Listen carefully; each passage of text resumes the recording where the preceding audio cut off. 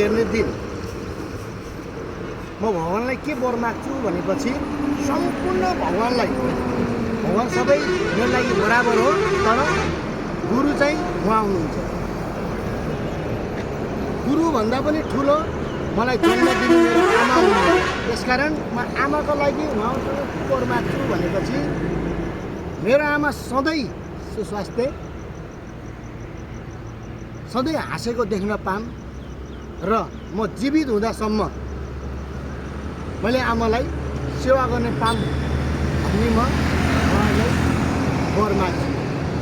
किनभने मैले सुनेको धेरै छोराछोरी हुन जरुरी छैन, एउटै छोरा बुझ्ने भए हुन्छ भनेर म त्यो छोरा हुन चाहन्छु भन्दै आफ्नो 2 शब्द यहीँ बन्द गर्न चाहे।